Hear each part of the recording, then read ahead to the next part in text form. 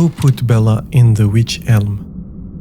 Le 18 avril 1943, 4 adolescents cherchaient des nids d'oiseaux dans le bois de Hagley en Angleterre. À un moment, ils vont tomber sur un orme. Un orme, c'est un type d'arbre vraiment très grand et très imposant. Et donc, qui dit arbre, dit grande chance de trouver des nids d'oiseaux. Et là, les 4 enfants vont se mettre à chercher autour de l'arbre. L'un d'eux va décider de grimper dessus et en montant, il va jeter un coup d'œil dans le tronc de l'arbre. Et il va y découvrir un crâne. Au début, il a cru que c'était le crâne d'un animal, mais en regardant de plus près, il a vu des cheveux et des dents. Et il s'est vite rendu compte qu'il avait trouvé un crâne humain. Comme les enfants étaient entrés illégalement dans le bois de Hagley, ils ont décidé de ne rien dire à personne et ils ont remis le crâne là où ils l'avaient trouvé. Mais il y a un des enfants qui se sentait trop mal d'avoir à cacher ça et donc il a finalement décidé de le dire à ses parents. La police va donc être contactée et en regardant l'intérieur du tronc, ils vont voir qu'il n'y avait pas qu'un crâne. Il y avait aussi un squelette presque entier avec une chaussure, une alliance et quelques fragments de vêtements. On a aussi retrouvé une main pas très loin de l'arbre. Tous les éléments trouvés vont ensuite être envoyés pour être expertisés et on va avoir quelques réponses sur l'identité de cette personne. On sait qu'il s'agissait d'une femme décédée depuis au moins 18 mois, qu'elle a été étouffée et l'expert médico-légal en a aussi déduit qu'elle avait été placée dans le tronc juste après le meurtre. Grâce à ça et aux nombreux éléments qui ont été retrouvés, la police a pu faire une description assez précise de la personne en question, mais étant donné qu'on était dans la période entre 1939 et 1945, il y avait énormément de personnes portées disparues, ils n'ont jamais pu identifier qui était la personne en question. Et ça aurait pu s'arrêter là, mais l'année d'après, en 1944, un graffiti assez bizarre va faire son apparition proche de là où on a retrouvé le squelette. Le graffiti disait « Who put Bella down the witch elm in the Hagley wood ?» Littéralement, qui a mis